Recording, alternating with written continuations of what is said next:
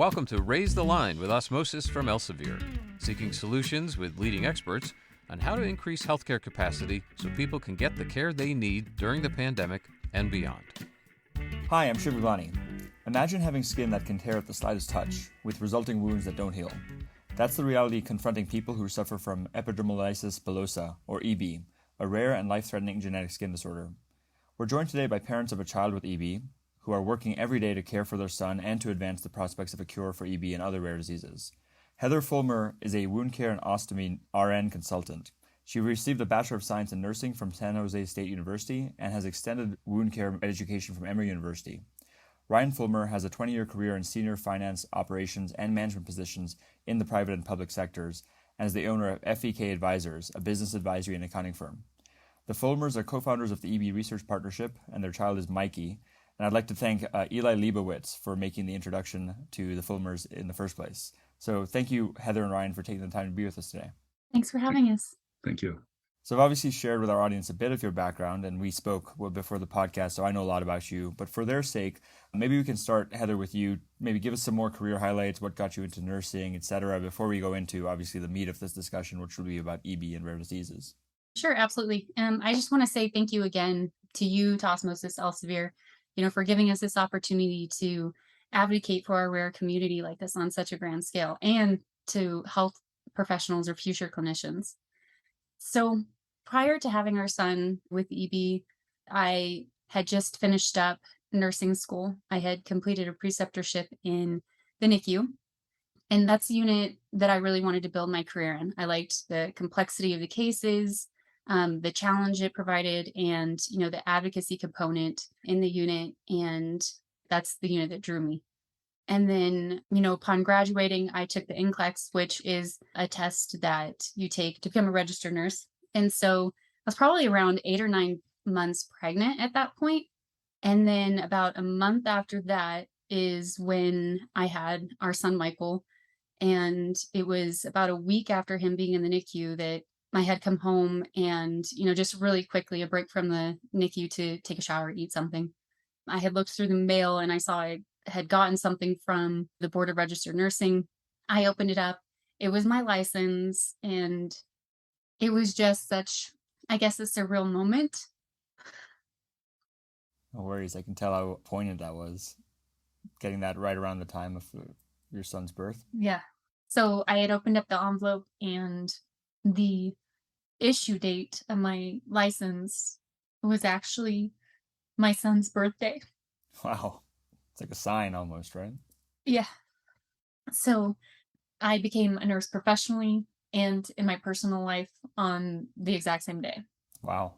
And yeah, as you can probably imagine, I kind of switched and redirected from going to the NICU to focusing my career on wound care after that.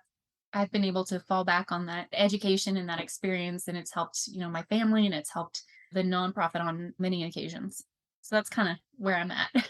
Yeah, no, certainly. And I know we spoke about how you gained that expertise in wound care, which we'll get more into. But one thing I commented on our call and on other podcasts we've had with parents of people with rare diseases is all the hats they wear. They become nonprofit leaders. They're parents, obviously. They become caregivers, advocates, and also clinicians. And in your case, it was really interesting, Heather, because when we were speaking, so much of what Osmosis was started for was to educate nurses and doctors and health professionals. And you were pursuing that pathway before even becoming a parent of a child who needed the wound care and the rare disease advocacy. So really interesting and coincidental and or a sign, divine intervention, however you want to take it. Let's turn to you, Ryan. I know your background also seems to have equipped you really well for the EB Research Foundation. Maybe you can give us a bit of that story.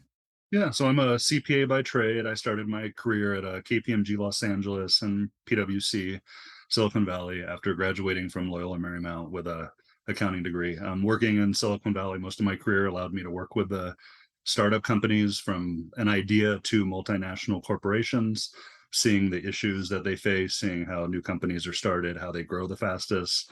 I've had a number of roles in other larger companies as well, but really enjoyed working with small businesses. My expertise in Silicon Valley was venture-backed startup companies. So I did about 30 audits of those a year. So that was fun. to say the least. So Well, Ryan, I'll interrupt you there because we just joined Elsevier last year. We're venture backed Series A, then we were deciding on Series B or this acquisition.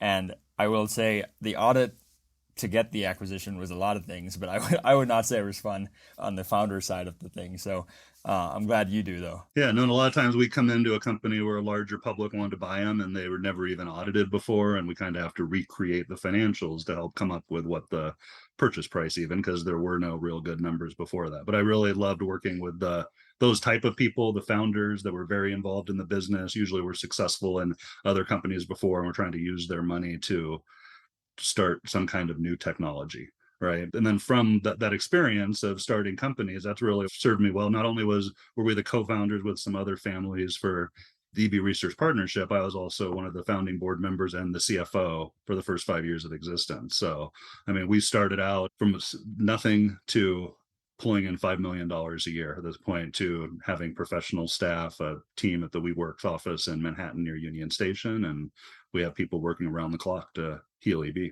It's incredible, and we're going to get into this too. But I remember on our first conversation, now knowing more about your background than I knew even before, kind of where some of those innovations around EB research funding and backing other research groups or startups that want to do this and doing innovative licensing models seems to be coming from, because that's certainly something I think a lot of rare disease patient groups could learn from and hopefully emulate in some ways. So before we get into that stuff, let's go to EB and let's go to Michael. Since you're the nurse and clinician on this call, Heather, maybe you can talk to our audience a bit about EB, the impact it has, and what treatments are available, and what do you think some of the promising potential cures are? And then we'll go to you, Ryan, to talk about maybe Michael's day-to-day experience with EB. Okay, I'll start with more of the technical definition of EB. So epidermolysis bullosa, or EB for short, is a rare, life-threatening connective tissue disorder that impairs the skin's ability to tolerate friction or the shearing motion, and results in skin tears and blistering that can equate to a third-degree burn. So normally the skin has proteins that aid in the structure and durability of the skin, but with EB, the genes that are responsible for making sure the skin stays intact have mutations that prevent the gene from performing specific tasks. And so, your largest organ is your skin, and it's the first line of defense against injury and illness. So when somebody has a diagnosis of EB, their skin is like tissue paper, or as we like to say, as fragile as a butterfly's wing. In the words of my son, he likes to say, like, when he sees people getting lost at the definition, he's just like, my skin's missing Velcro. So he's like, there's no glue holding the top layer to the bottom layer. That usually kind of helps clear things up.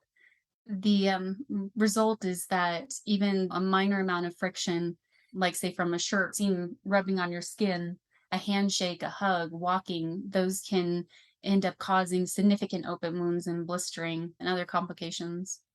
There are 4 major types of EB, and the more severe types, it's not just the skin that is affected, but the mucosa as well. So you're looking at blisters in the mouth or throat, the eyes, gastrointestinal tract, and it's this chronic state of having open wounds all the time that results in a greater risk for serious life-threatening systemic infections and an increased risk of developing an aggressive form of squamous cell carcinoma that can lead to premature death. Other, major complications that can accompany EB are heart and kidney failure.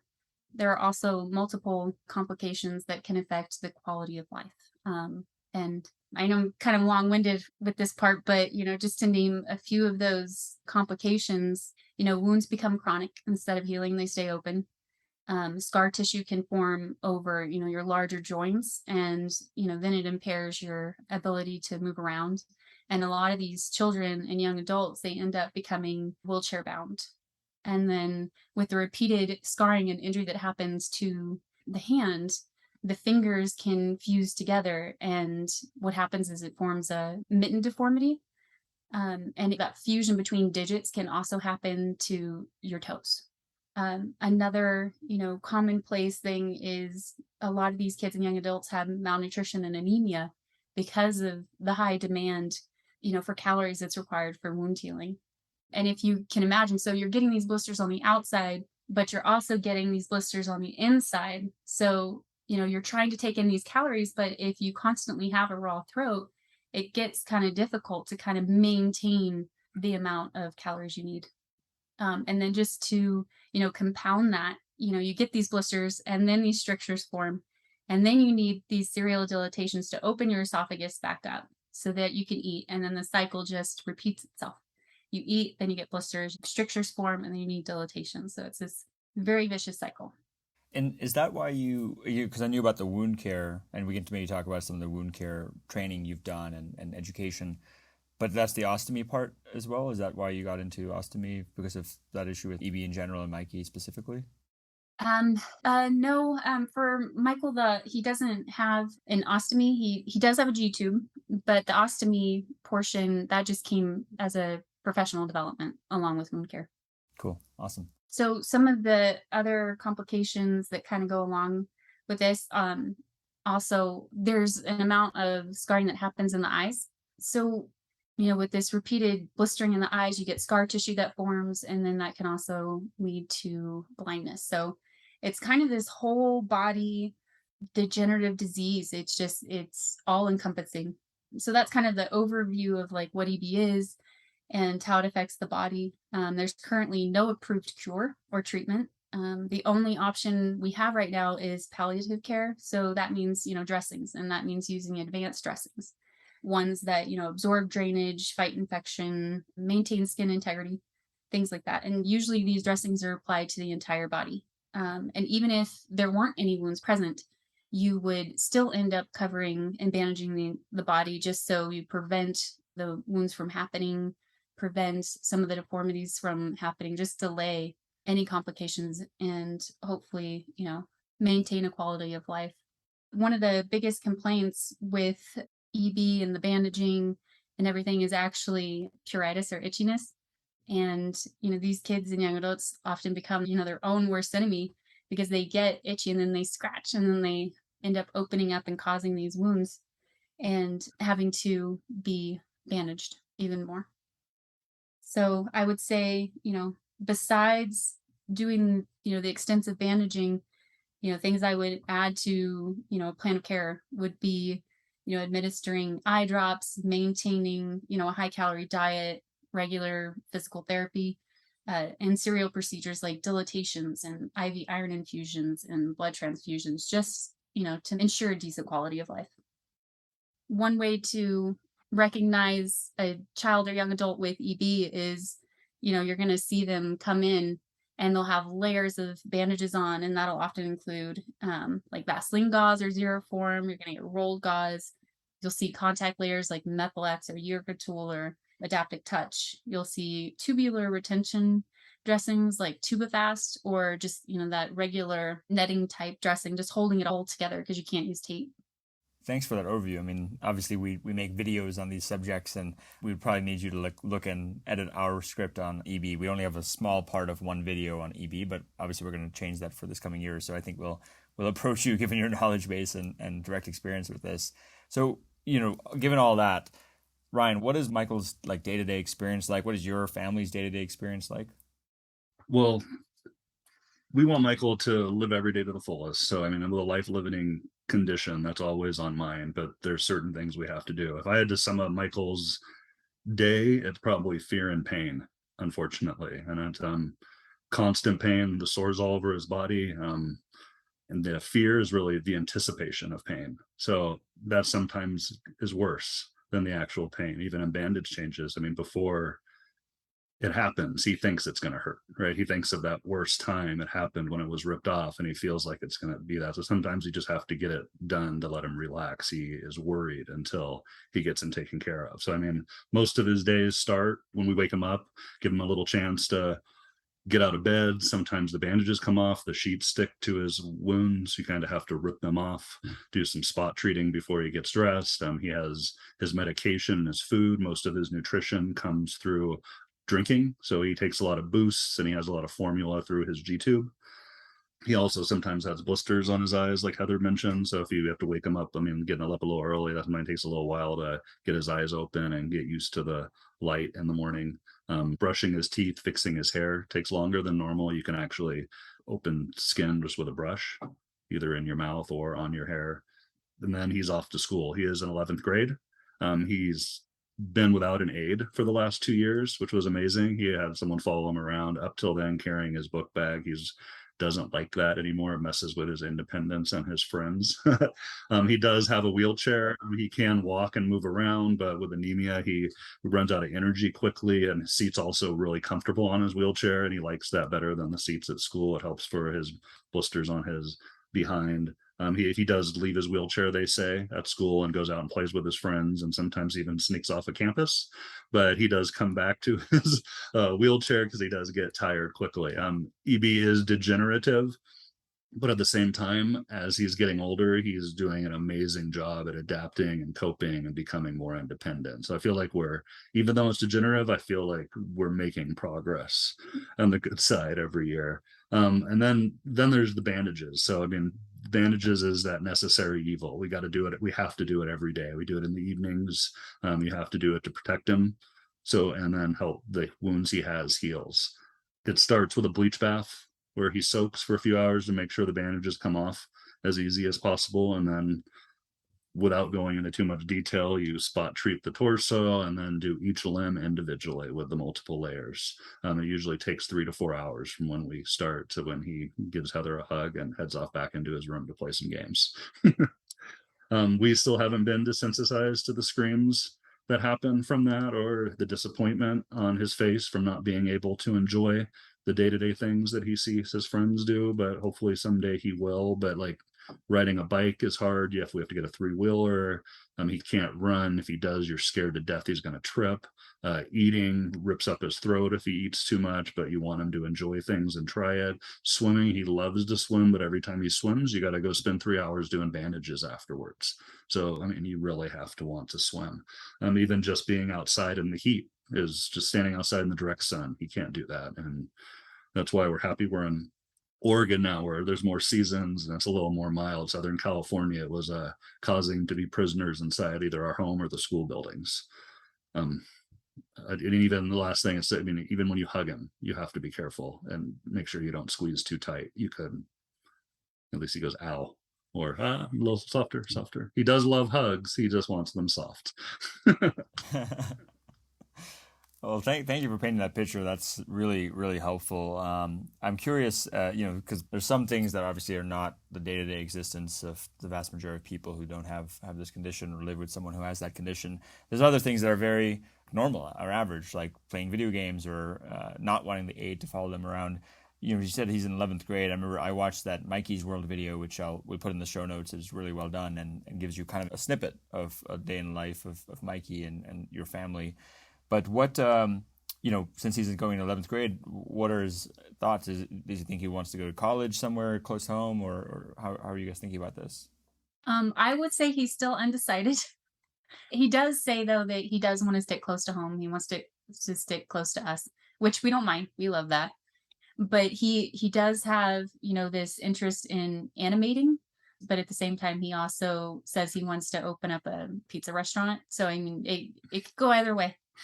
Yeah, that's also a very normal thing. If he is interested in illustrating or animating, let us know, because I mean, that's something we obviously do quite a bit of at Osmosis, and have people who've done not just medical illustration. We have 30 of them on staff, 30 people like that, but people who've come from other types of graphic design, illustration, creative worlds. So let's put that out there.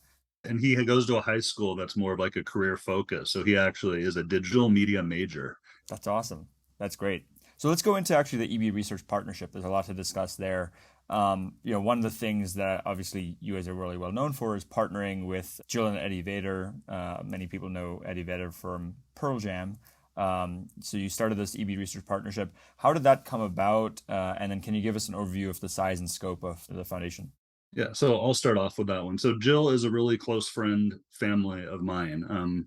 After Mikey was born, we always saw her at family events, and she always wanted to know how she could help. So, I mean, Jill's mom and my mom were really good friends. So we were always around each other growing up. My sister was Jill's best friend.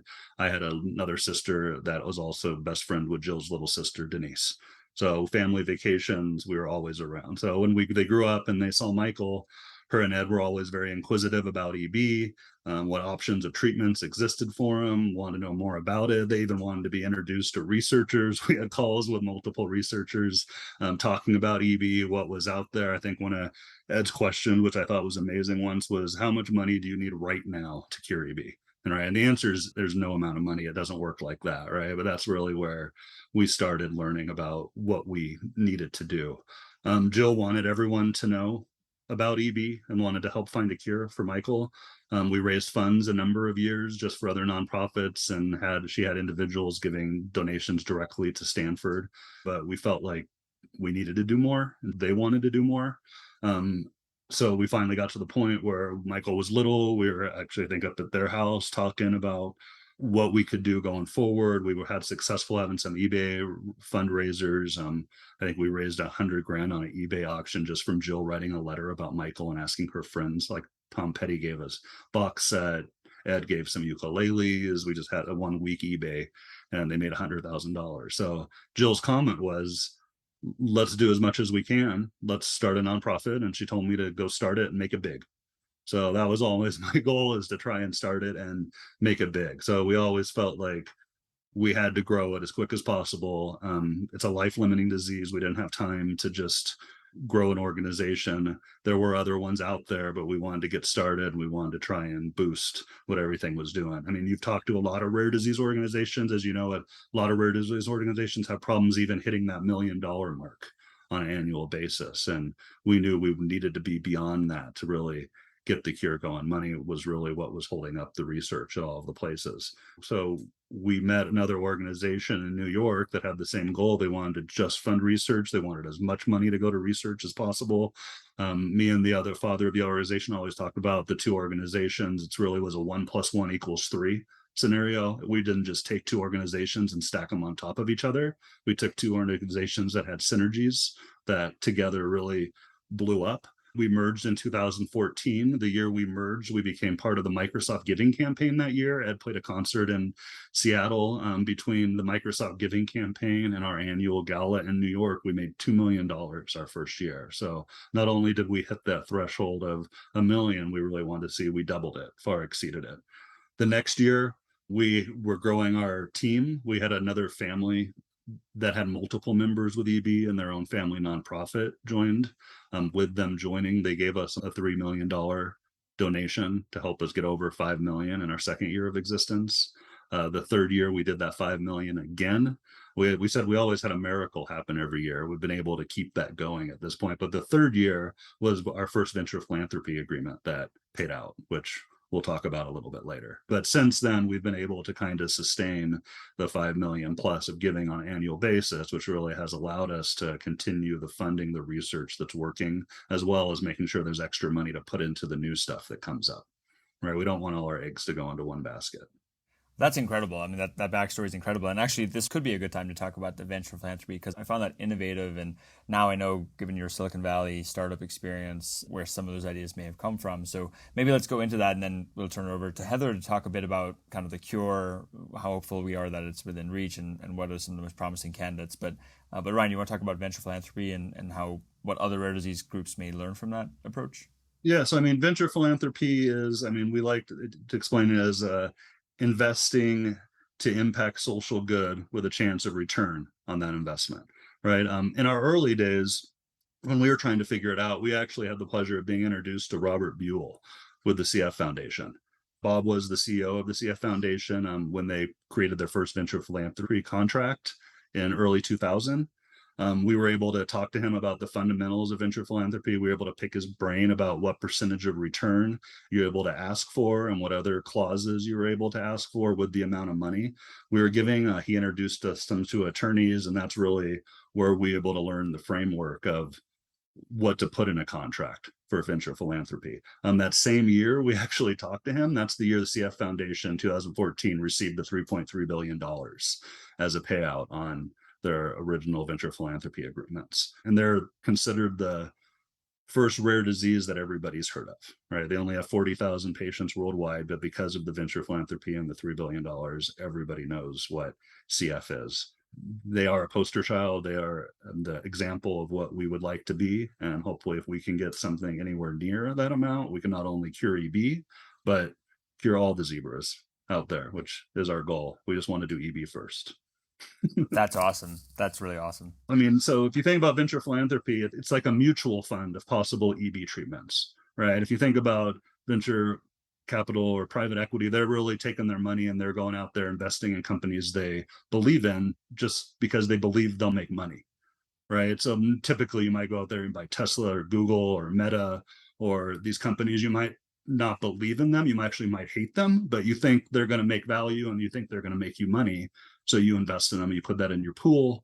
That's typical investing, right? We're doing it where EB is our social impact, and we're putting money in companies and actually even starting companies and building the management teams at the start to help EB, right? With the goal that not only to cure EB, hopefully something comes of it from a commercial perspective and we'll get more money that we can put back either into that or other type of research going on out there.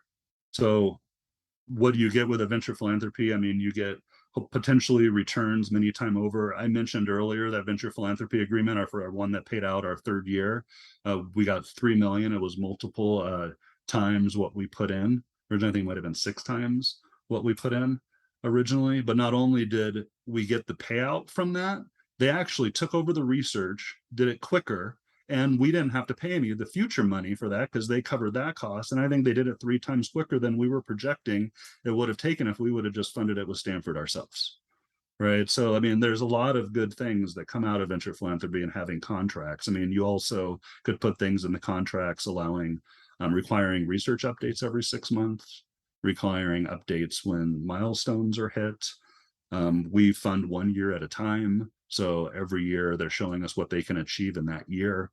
They have to come back to us to get another year of funding. When we first started, there were a lot of times people would come up to us and say, we can cure EB, we want $5 million. We'd sit down with we'd really sit down with the scientific advisory board and say, okay, what are they really trying to do here? We'd go back to them and say, well, here's what you're really trying to do. We'll give you X, which is usually a few $100,000 to go back and see if you can prove this works and come back to us. And if you can come back to us, we will give you more, but we're not giving you the $5 million right now. That's very smart. I love how it's all kind of framework. We know a lot about the VC space. One of my advisors and former board members is Alan Patrikoff, who helped start the VC industry, Graycroft, so kind of set a lot of those terms that we're all kind of very familiar with now. But this venture philanthropy, CF Foundation did it, now EB Research Partnership's doing really well. It's fascinating, and I definitely would love to have our audience check it out more. And where can they learn about it? Like, is there something you guys have on your site, or just Googling it? Yeah, you can go to our website, ebresearch.org.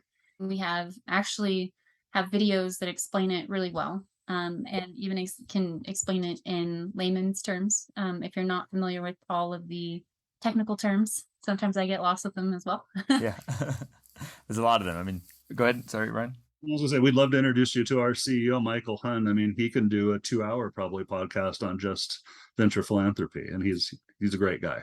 Yeah, we'll definitely we should pull on this thread and pick your guys' brains more, because we're trying to find ways to align incentives, which is ultimately what this is all about. How do you incentivize all these different stakeholders to work towards the common goal, which is curing EB and other zebras, as you said.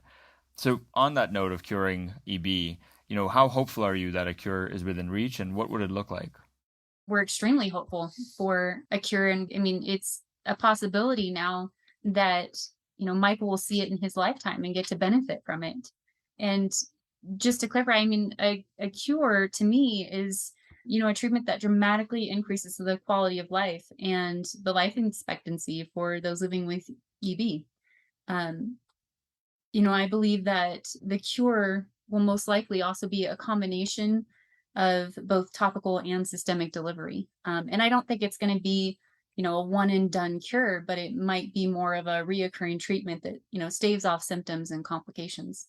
One particular treatment that we hope to see get approved in the next year is a topical for dystrophic EB. And it was created by a company called Crystal Biotech. It's called BVEC. It's a gene therapy that delivers 2 copies of the collagen 7 gene directly into the womb bed, and it provides the patient's cells with the information needed to make normal functional collagen 7. And the results they got from their phase 3 clinical trials showed that, when BVAC was applied, complete wound healing was possible and that the wounds remained closed at the 3 and the 6 month time points. So, I mean, what that means for us personally is that, when this treatment, and, I'm almost positive it's going to get approved, um, this means that when it's available for Michael, we're going to be able to put it on his wounds. And some of those have been open for years, unfortunately, but we're going to be able to put him on these wounds, see them close, and see, you know, just the relief that he gets from, having this pain gone. And it'll be even sweeter of a moment because, this particular project we supported as a nonprofit early on. And so to see it make it all the way through and to have it be a treatment that our son can use, it's gratifying both as a parent and, as a nonprofit. It just makes it all worthwhile.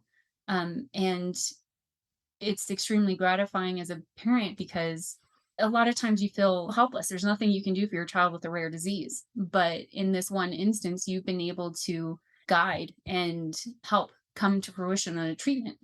And that's what I think about the cure. That's awesome. That's really, yeah, it's so meaningful. I can't imagine something more meaningful, something that directly affects you and your family, and then, has the potential to affect many, many other people, not just the people who are affected by it, but clearly the research being done in EB may elucidate things that could affect other, maybe more common dermatologic or other conditions. So do you want to add anything to that, Ryan? And or maybe we can transition into some of the work that you're most excited about with EB Research Partnership and how you and Heather and your teams continue to extend the reach to increase awareness of EB. I would add only, to his, when talking about the work of EBRP, from the time we were founded, we've been able to help raise over $40 million for EB research. And, to make sure that those funds are applied responsibly, we established a scientific advisory board that Ryan mentioned, and it's comprised of geneticists, chemists, dermatologists, and, EB clinicians. And it's all to vet the research before we actually fund it. And we've been able to support over 100 projects by having a call for grants twice a year. And we really try to push research forward by having, a couple of requirements. One being that the research must be able to be commercialized within 1 to 4 years and must lead to, a significant and meaningful change to quality of life. We also try to use those funds to support consortiums like that of the EB Clinical Research Consortium, or EBCRC. And so this is an international group of EB clinicians that treat EB patients. And they also gather data in order to develop better protocols, better procedure for the treatment of EB. So that while we're waiting on this cure, we're also trying to help, in the present, getting these protocols in place so that EB patients can have better quality of life. Yeah, and I'm glad you brought that up because when we first started, that's why I always said with a non-medical background, I feel like a lot of this stuff is science fiction. Right? You hear about CRISPR and Cas9 and how it worked, and you're just like, I don't even understand how that's possible. But with the scientific advisory board, it makes all of us feel happy that there's real scientists looking at it saying, yes, there's a chance this will work. And that's all we want to hear, right? Plus, I mean, we also want to make sure we're funding multiple things. Because even if we think something like maybe that looks like the best cure right now, but by the time it comes out, maybe there's something better, or maybe that really isn't what we were hoping. So I'm glad that we're raising the amount of money we need to be able to continue to fund the new stuff that's coming out, but also continue to fund the stuff that appears to be working. Yeah, absolutely. And again, that's kind of the bucket model of venture philanthropy, placing multiple bets and seeing which ones will come out, and hopefully multiple will win. So, actually to you, Ryan, again, on upcoming events and or things you guys are doing to advocate and extend your reach to increase awareness of EB, and anything our audience should know about that. Yeah, so I mean, we have a mixture of events, and I mean, a lot of our donations come online from large other nonprofits or high net worth individuals. We have number families having events annually all over the United States. We have a plunge that happens nationally where people go dump into the ocean or a lake all over the place.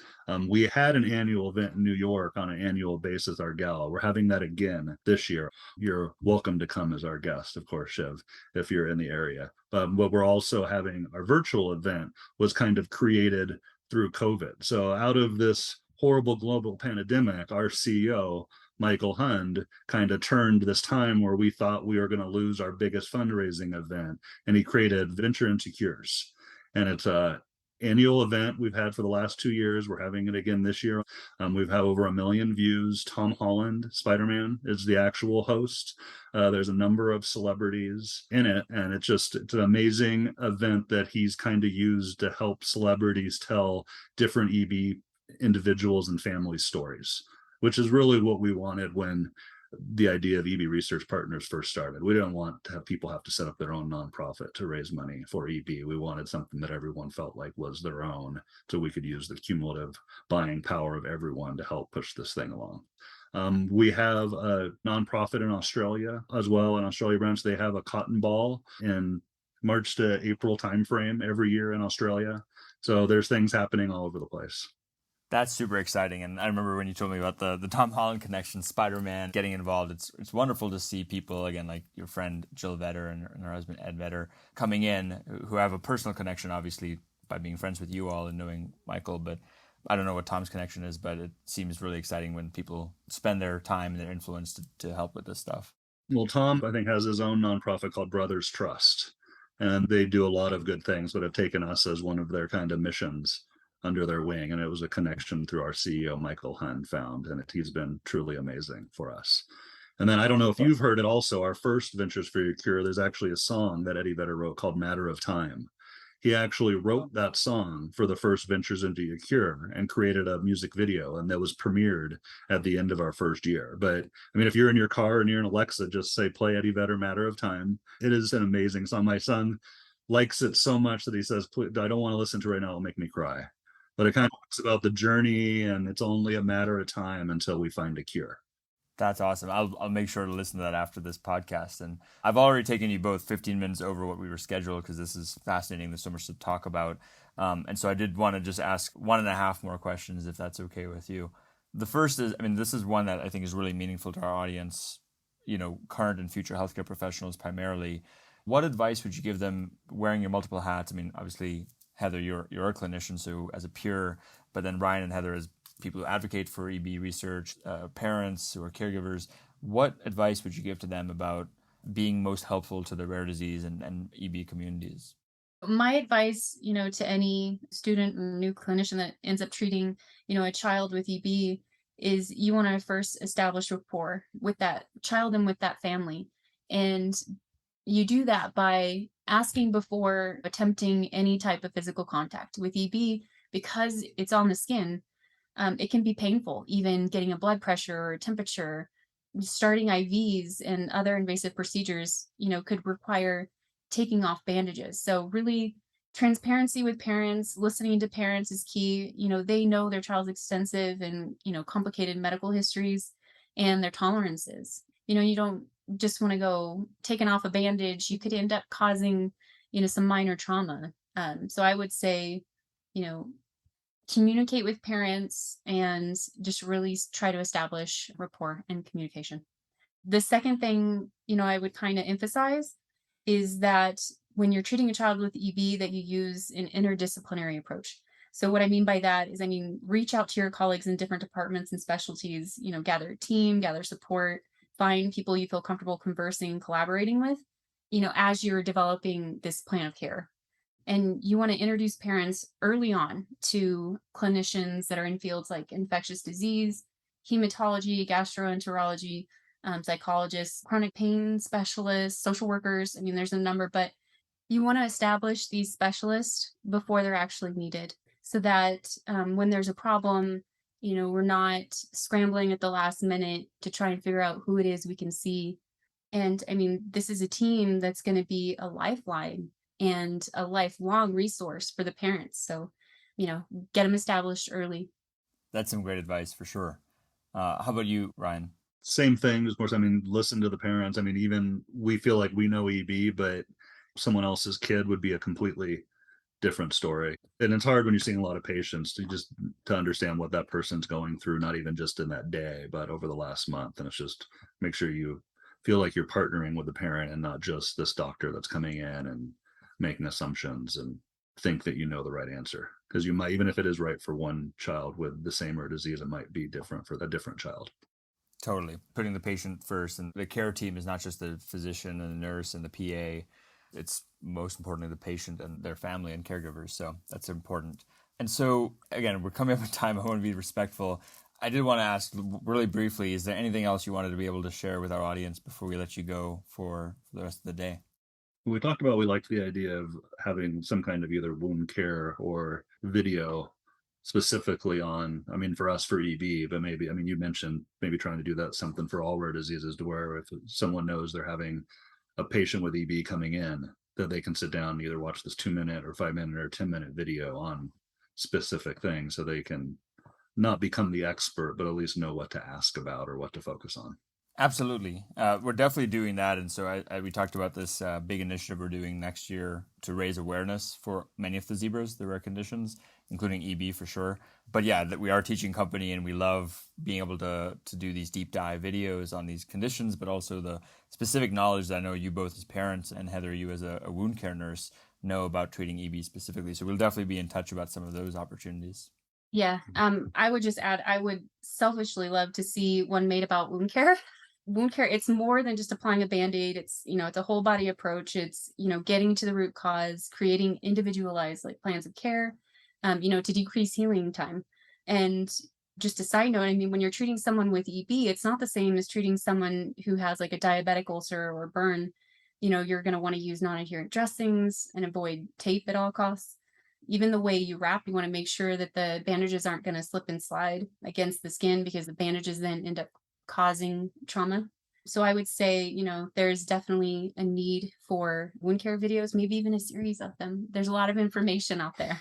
I'll definitely bring that back. I know we're getting a lot of our content CE accredited. We offer over 250 hours of CE, so this would be a perfect one to be able to offer. So we'll put a pin in that and follow up.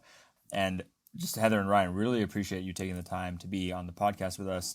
But more importantly, the work that you're doing for Michael and so many other people and their family members who have EB. It's inspiring, and I wish you guys both the best.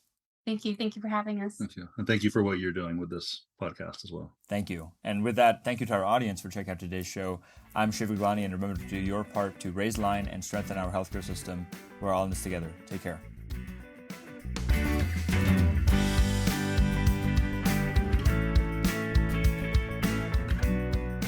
If you like this podcast, please share it on your social channels. You can also subscribe to the series and check out all of our episodes at osmosis.org/raisethelinepodcast.